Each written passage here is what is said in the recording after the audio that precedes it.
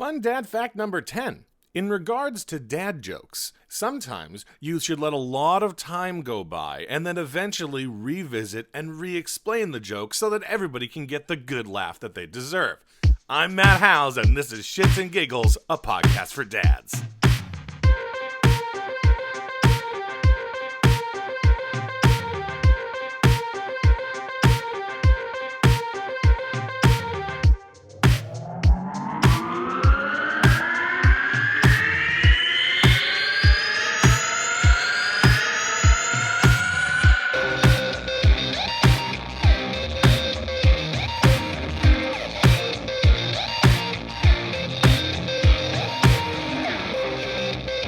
Winners, welcome back to another glorious episode of Shits and Giggles, a podcast for dads, now gluten-free. I'm Matt Howes, and I am your host on this journey in parenting, this party of parenting, this debacle of dadding, this fairgrounds of fatherhood. That's what I'm here for. You know what else I'm here for? I'm here for you, the listener out there.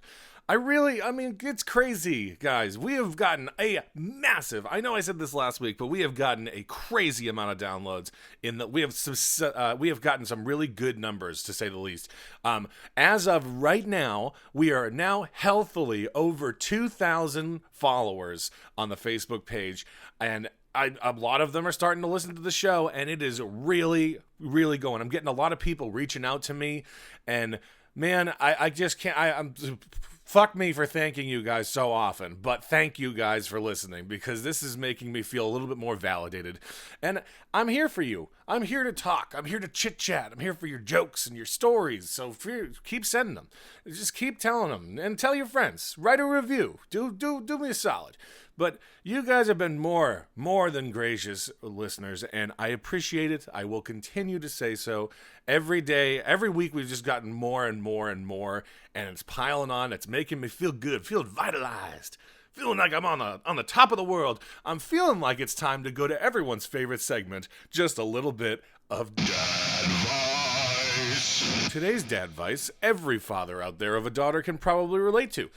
Glitter. Fucking glitter.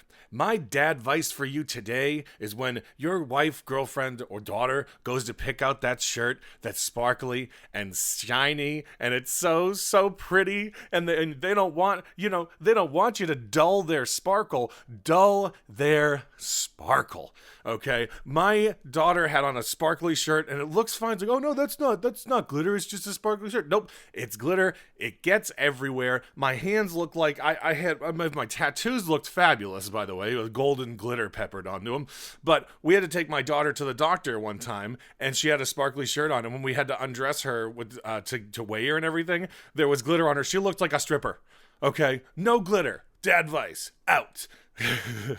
Sorry, I had something else. I'll just use that for next week's Dad Vice, but I really needed to get that off of my chest, because I was at church this week, and I was just covered in glitter from a shirt from my little daughter. And let's be real, she don't care. She don't know what she's wearing. She's just enjoying a little bit of being clothed. So, moving on. Being a parent, guys, it's official. I've found that being a parent is just not giving a shit about what others think when you're in public. You're trying to calm your kid down. You're trying to, put him to sleep. You will sit there and be like, abba-doobie, like, at left full volume, not caring. And that's it. You're a parent. This is it. You're like, you have no shame anymore, because you're going to be changing kids' ass out to the world and doing breastfeeding in public if that's your prerogative. Obviously not the dads. But yeah, so it's interesting to see this. Just knowing that your priorities have changed, that you are now officially in rearing children mode. And yeah, we were at a CPK, California Pizza Kitchen, and my mother-in-law was just making all these goofy noises to try and calm my daughter down. And I was just like, yep, this is life now. No, and I don't care if it's a full restaurant. I don't care if it's like Morton's. You're going to do it, because your calm is damaged by their damaged calm. What is it? My wife has been cooking a lot lately. We were pretty fans of like Stouffer's heat up things, and all kinds of like, microwavable pizzas, cooking pizzas, whatever. And my wife has been cooking, and it has now officially made our other stuff we've been eating taste like shit. So, just a heads up out there, home cooked meals are better. They do taste better. You gotta follow the recipe. It's not that hard, but it has really changed my opinion on the food that I've been eating, because we used to eat Stouffer's, like heat up things. We'll do like a P.F. Chang's frozen bag, and we loved it. The other day we had their lo mein. It was garbage. It was garbage. Like, we both looked at each other and were like, this was the worst. We were so angry about, now that we've gotten ourselves, we've moved on up to the east side, folks, because we are officially, oh no, we're those home cookers, and we'll talk about all the stuff we cook, and that's where we're at, I guess. But yeah, I just wanted to point out that I now hate all the food I used to once love, because home cooked meals are better than regular meals. One thing I wanted to discuss with you, I told you guys that when I first had Penny, I was at Dunkin' Donuts every day, and I would buy Dunkin' Donuts for the staff and the security people, and so now it's just Dunkin' Donuts Therapy. I go there, the lady who works there, I think she's got to be the manager, always asks me how my daughter is, and we talk about parenting, and it's great. Waiting for my coffee, it's like, oh, how's Penny? And like, how's she doing? I brought her in one time, she was ecstatic. I guess as a parent, you find the strangest places to be able to vent. It used to be I'd go to a bar and just talk to a stranger. I'd talk to one of my buddies. Now it's like my Dunkin' Donuts lady is my to-go therapist, and I'm okay with it.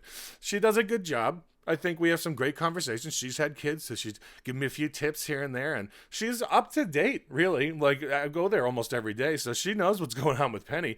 I feel like if ever there were an issue and they're like, do you know anyone else who knows everything about Penny? I'm like, oh, call my Dunkin' Donuts lady. Finding therapy, I guess, is... not maybe, I mean, traditional therapy is very beneficial, but just finding your outlets and your ways to cope with the fact that your life as a parent is no longer your own. You know what I mean? It's for your kid. And that's great. That's not a negative. I'm not trying to make that sound like a negative, but it is a drastic change. If you don't change, like, your personality when you become a parent, there's something there, I feel, that's a lack of maturity then, because you're no longer living for yourself. You have to live for yourself, but everything now is about her, my daughter, and my wife. But it's, when you have the kid, before we had the kid, we could go party, and whatever. And I spoke about this last week, but it's just, everything's for her. It's important to realize that it is a change. It's something that you can talk about if you're having problems. And it's not weird for a dad to want to talk to somebody. It's very, I know it's a little bit woke of me to say, but it's okay to ask for help. And I was talking to my wife the other day, and she was like, "Oh, I'm so not woke." I'm like, I'm still asleep. That's how woke I am. But yeah, I just if you feel it's weird, or if there's a stigma attached to asking for help, in all kinds of things. Again, like, traditional therapy is great. Most insurances do cover it. But yeah, just finding, like my Dunkin' Donuts lady, and it's kind of, little quick, like 5-minute sessions. I'll just chit chat and vent about what's going on with Penny. It is a massive life change to have a kid, people. It's really hard to do, and it's overnight. You can't prepare yourself for having a kid any more than than having the kid. It is really a difficult life transition, and I think because everybody, a lot of people do it, it's treated as a lot less than it really is. And it is a huge life change, people. And just because it's socially accepted, it's something that sometimes you need to talk. So go find your Dunkin' Donuts lady. Find your Dunkin' Donuts lady. What is it? What's from Waiting, the movie. You got to find your own penis showing game, guys. But find your person to talk to, and just know that it's okay. You can reach out to me. Feel free. But it's okay, especially, and there's a lot of depression that comes along with parenting, especially this not thinking you're good enough, not thinking that you're going to raise a great kid. That's big stuff. You're responsible for another life, or more than one other life. And it's just, been so, society's always been like men don't need to talk to people. And well, I think I made it abundantly clear that I'm talking to you. First off, you are listening to me constantly vent about my problems. Not everybody's like me. I'm very social, very vocal about how I feel, but don't feel weird if you have to go and talk to just random people to just kind of vent. Find someone who's slightly like-minded or at least willing to listen and talk about getting shit on in the middle of the night. Talk about anything, but just get it out there, because you hold it in, it's not going to end well. It's definitely, it'll build, and you'll start to resent things. And you can't resent your kids. Sorry, that's you signed up for this. So just again, find your Dunkin Donuts lady, guys. That's my biggest thing, is find someone to talk to. Moving on, we have a few friends in our group that are about to have kids. More than a few. I can name 3. Well, I'm not going to name them, but I have at least 3 people who are newly pregnant, midway pregnant, and about to pop, actually. And it's nice to be the sage wisdom giver. I like that I'm giving, I talk to you, I give you advice all the time, but you choose to listen to me. My friends don't have a choice to listen to me.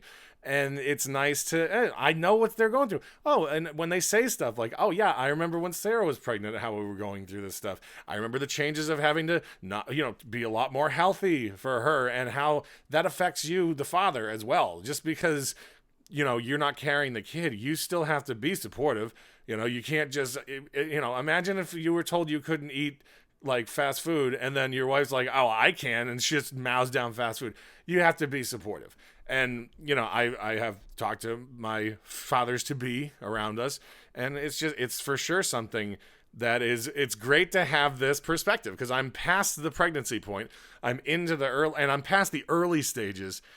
And it's also good to know that Penny's going to have a lot of friends within a year of herself, which is also kind of cool, because one of the things I was thinking about was I want to get more parenting friends, like more friends with kids, because that's all I really talk about now is my kids. So, or my kid. And it's nice to talk about kids with someone who has kids, because they also want to talk about their kids. And not everybody wants to hear about my daughter every 5 minutes. If it's something. So yeah, it's great being the one who's like, yeah, I've been there, kid. When I was your age, and I was there, and it's very interesting to have that kind of, and it's a mellow thing, I'm like, yeah, I got you. If you have any questions, I'm here for you. I have this great podcast to recommend for you about being a dad, but that's notwithstanding. I do have a real big topic to talk about, since we're coming up on Halloween. That was good. I think that was good. Anyway, we're coming up on Halloween, folks, and I have a baby, right? She has no malice in her heart. She has no hate in her heart. She's just a baby. She knows how to eat shit and smile, and not eat it. She doesn't know how to eat shit and smile. That's what we have to do as adults. She knows how to eat, poop, and smile with commas. And commas are hard to express sometimes when you're talking quickly, so that's what happened there. But yeah, I wanted to discuss Halloween costume restrictions and how arbitrary I think it is for young children to have those kinds of things. I recently was told by my nieces, my in-laws, that the nieces can't wear certain costumes because it's cultural appropriation. You can't wear Moana unless you're a Pacific Islander, because that's obviously appropriating their culture. It's not a very popular Disney princess that everyone wants to be, and I mean, look, I'm not talking about how in order to be a congressman you have to dress up in blackface, apparently in college. I'm not talking about that. We're talking about Disney princesses, and we're talking about kids. I don't want, if my daughter comes up and says, I want to be Moana, or I want to be someone else, and blah, blah, blah, I want to be Jasmine, and that, I have to have an uncomfortable race conversation with my daughter who knows nothing about this. She's not doing this to offend anyone. She's not doing this to be like, oh, I can't wait for everybody to laugh at how I'm appropriating Arabian culture being Jasmine. And, that's not what's happening here. That's my daughter seeing something that everyone sees, everyone loves these movies, everyone loves the TV shows, and then being told that, sorry, honey. And this isn't a white thing. This isn't a white guy complaining that we have so many restrictions.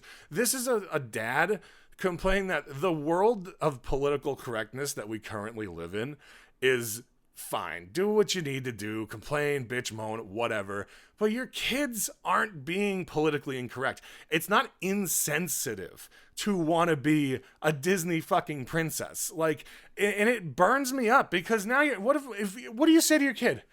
Hey, Dad, I want to be Jasmine from Aladdin for Christmas. I see the costume right there at Party City, and I'm like, sorry, honey, unfortunately, you don't have any Arabian ancestry, and that's very offensive to those people. And if you're out there saying, yeah, that's exactly what you're saying. My daughter doesn't know, and right now she obviously isn't saying shit, but when she's older, she doesn't know offensive. And it's not like insensitive to be like, I don't want to talk about race relations with my 3 or 4 year old because they decided they wanted to be wearing a costume. And this is not, again, I'm not like coming at this from like, oh no, another, we can't be this and we can't be that. I'm coming at this from a dad standpoint of, I don't want to shatter the glass for my daughter.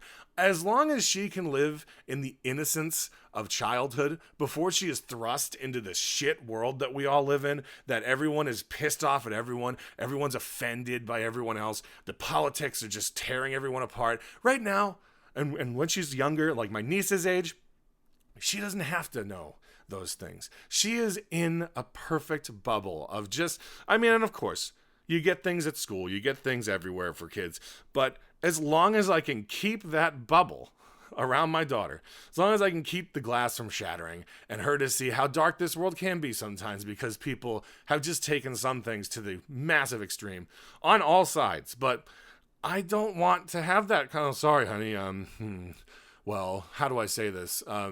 You can be the Nordic princesses, you could be Anna, or the other one, Elsa from Frozen. But, you can't be a very popular character from Aladdin. You can't be a wildly popular character from Moana because, you're not going to offend any other children. For sure. No children are going to get offended. Some random adult is going to be offended for somebody else about it. And I don't care. I don't. And, come at me. Really, like, if you see my daughter, I'm not putting her in, like, darkened makeup to darken the color of her skin. It's not blackface. She's wearing a goddamn dress from Disney's Aladdin. That's not even what she's going as a pineapple this year. But, like, I remember I had, my nieces came home from school with a list of costumes that they weren't allowed to wear. And I thought it was a little strange in general. This was before I was a parent, and now I think it's absurd.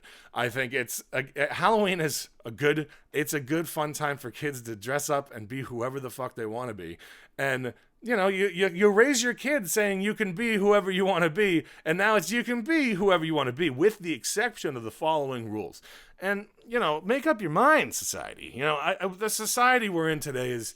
It's just sad because you can't be, if you're truly happy, somebody's mad at you. Like if you feel that you're comfortable and you're doing something right, somebody's fucking pissed at you. And listen, I know that this is not a popular topic of conversation.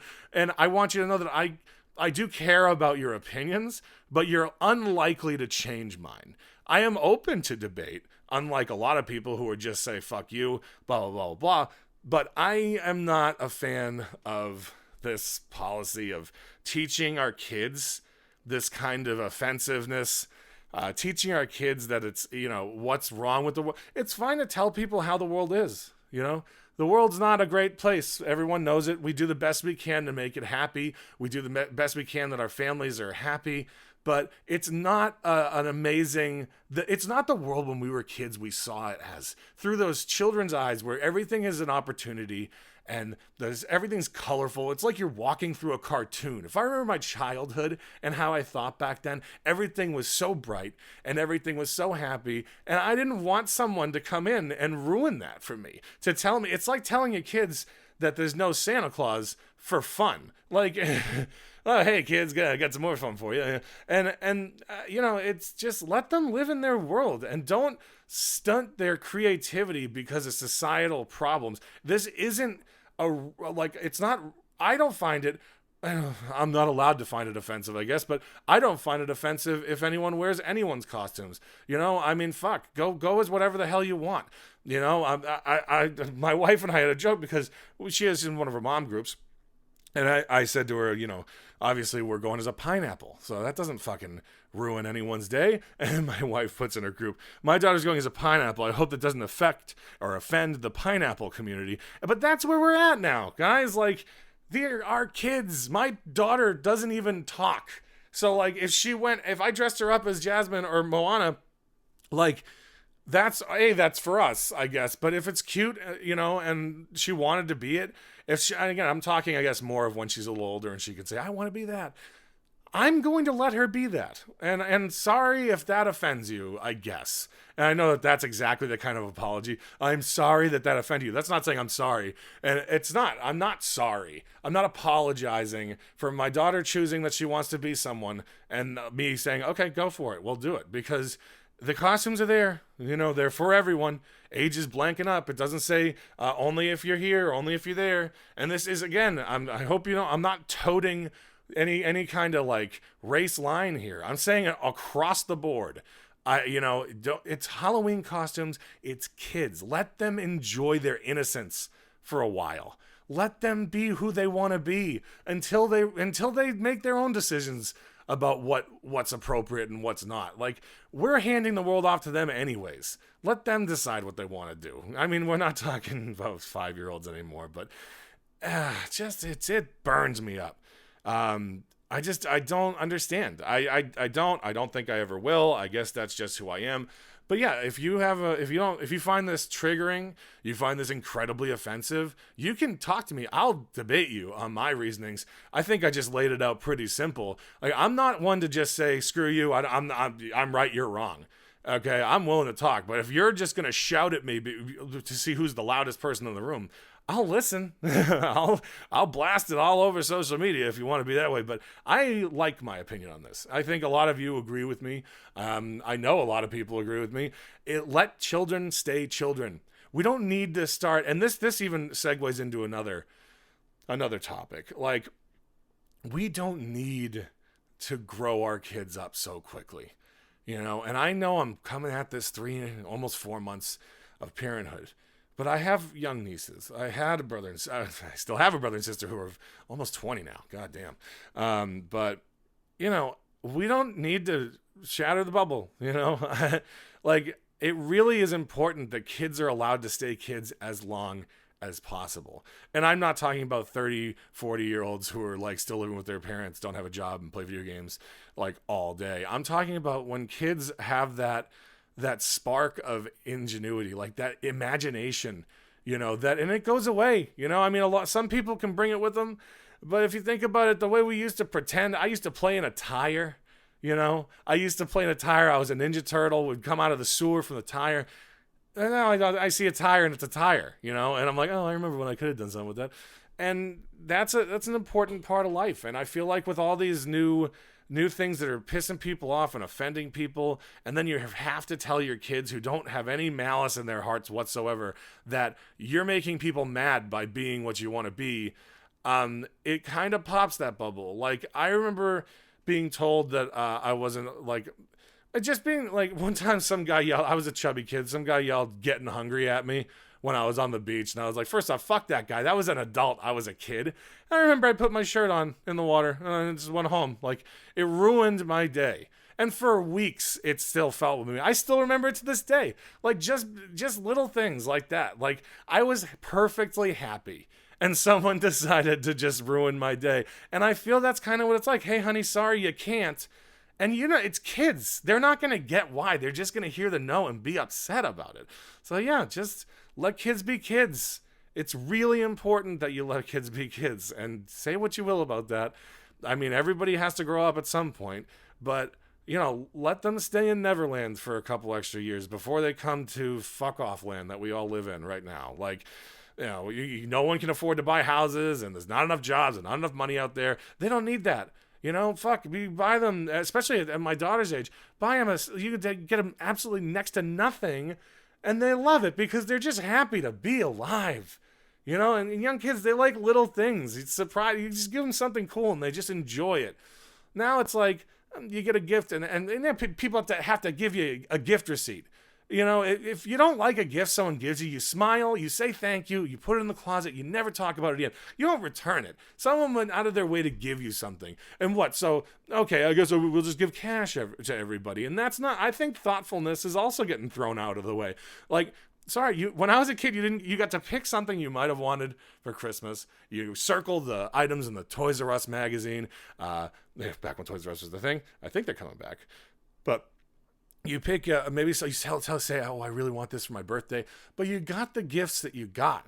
And maybe that's not everybody. I didn't grow up incredibly wealthy. Like, we got by. We did good, I think. I don't have any really sad memories of my childhood because I didn't get the right thing.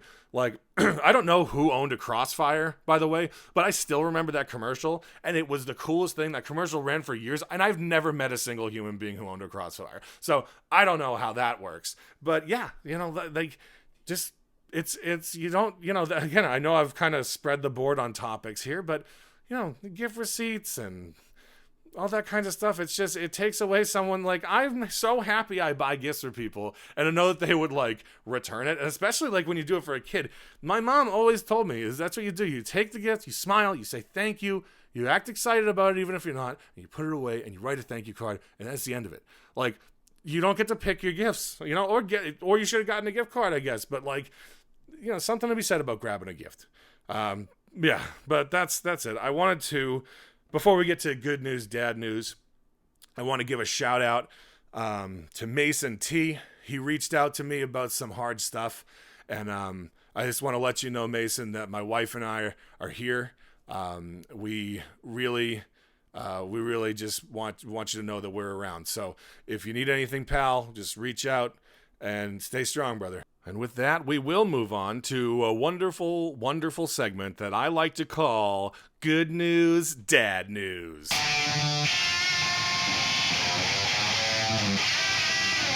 Good news, guys. I found it. I found some good news. Something really heartwarming. Something great. Something went well for once in the world. Listen to this. It's from The Sun. thesun.co.uk. Thanks, Dad. Heartwarming moment. Dad reaches out to his baby son after they come round from life-saving liver transplant. Matt, age 39, donated a fifth of his liver to Callan, born with a rare genetic disease. Aged just 4 days, Callan, who was having trouble breathing, went into a 5-day coma. Matt and wife Jen, that's my brother and sister-in-law's name. Interesting. But Matt and wife Jen, who's 36, were warned that he might die. At 5 months, they were told that he needed a liver transplant. Matt wanted to donate rather than wait for someone to become available, so he shunned alcohol and lost two stone to cut his cholesterol levels. I don't know, lost 2 stone. Okay. But in November, Callan was still too small for the grueling operation. The procedure went ahead in February at King's College Hospital in Brixton, South London. And now Callan, 17 months, is home in Mulbarton, Norfolk, with his brothers Ronnie, who's 5, and Tom, who is 2. Matt said, "When I came out, I was just so happy to see him again. It had been such a stressful time, but just seeing his face made everything better. Callan was born with ornithine transcarbamyl deficiency." Okay? I'm going to call that OTD. With his body failing to produce an enzyme to control levels of ammonia in his blood. Matt added Callan was poisoning his own brain and it was closing down. We wanted to tell our story to raise awareness and how important organ donation really is. Now, guys, I hope that this is raising awareness for OTD, and that is awesome. Donors, it's hard to come by. I think next time I update my license, I'll add myself as an organ donor because I don't think I am right now. But I just waiting. Imagine you were, they're all like, oh yeah, but I'll never. Imagine you're the one waiting for something. In this case, that's this kid's son. And I mean, literally, we say that we'd give anything to our kids. This dude literally gave a part of himself to his kid. That is awesome. That's dope. Kudos, Matt and Jen, for getting that together. And listen, let this be a lesson to anyone who's listening. You never know what's going to happen. This kid had this disease from birth. This is something he couldn't control. And as a father, this guy Matt decided to just take it into his own hands, take care of it. And, every kind of procedure is dangerous, especially an organ transplant on an infant. But he did it. It's dangerous for him. He could have passed.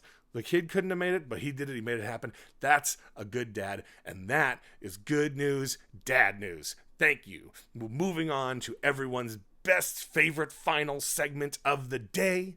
Where is my penny at developmentally? I said, where is my penny at developmentally? I said, oh, where is my penny at developmentally?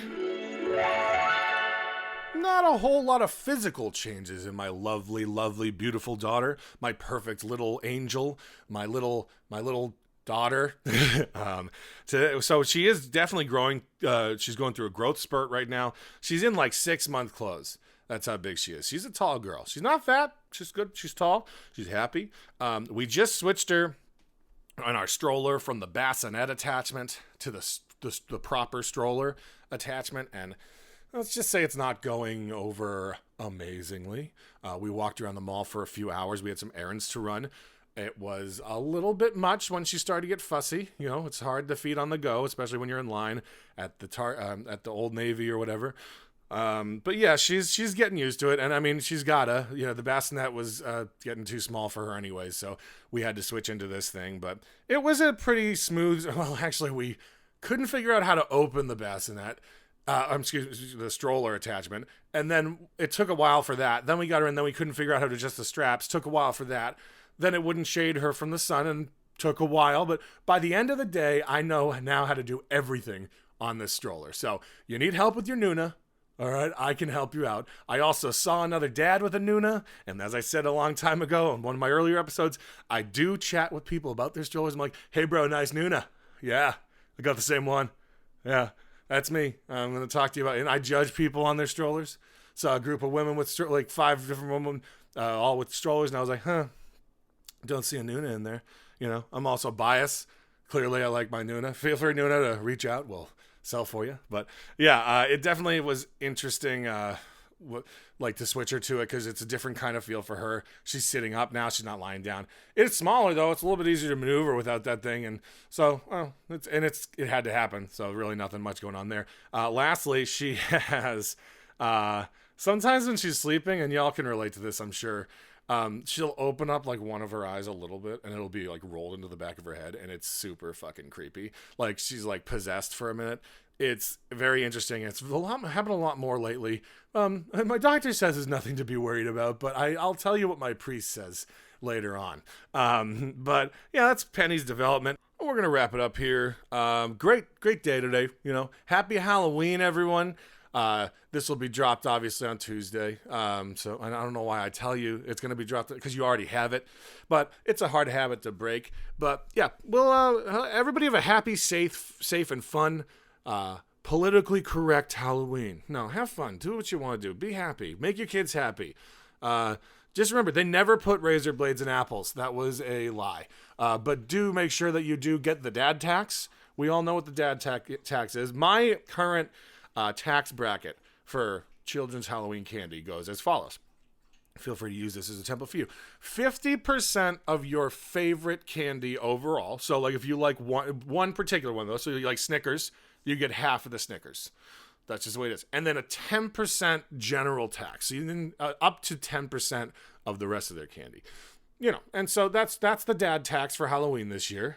Feel free to use that if you need any vouchers. I'll let you know, or let me know. I can get them for you. I can get a detailed breakdown of how that tax splits out depending on your favorite candy bar. Mine is Heath Bar as a topping is great.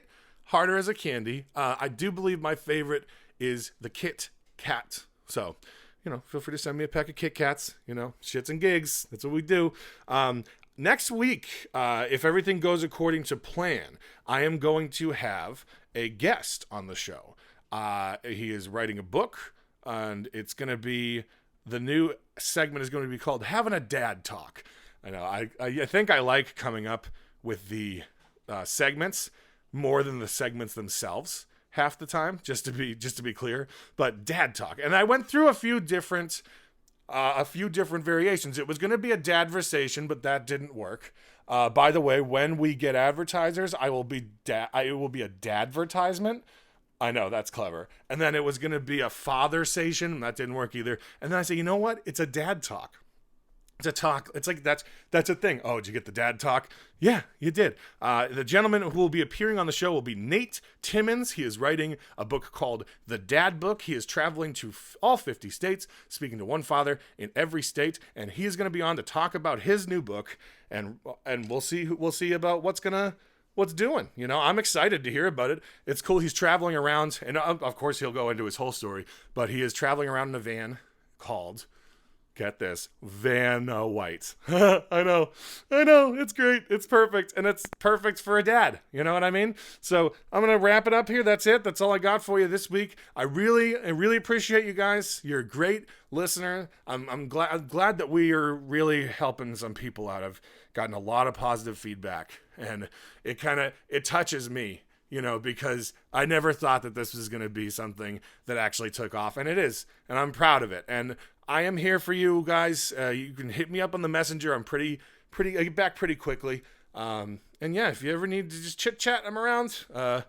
You'll see. But I'll leave you, as I do every week, with my world famous words of wisdom. My kid is better than your kid, and vaccinate your kids or keep them the hell away from mine. I'm Matt Howes, and this has been Shits and Giggles, a podcast for dads. You've just listened to one dad's perspective on parenting. This show is not meant to be an authority on how you should raise your kids. Did you enjoy the show? Don't forget to like, subscribe, and share on social media. Leave a review. Anywhere that you can find and download podcasts, you can find Shits and Giggles. Find us on Instagram, Twitter, and Facebook at shitsandgigs42 with 2 G's. Email us at shitsandgigs42@gmail.com. You can find us on YouTube as well by searching for Shits and Giggles, a podcast for dads. Don't forget, you can also call the hotline to leave a quick story about you as a parent at 818-835-2350. Thanks for listening. We'll see you next time.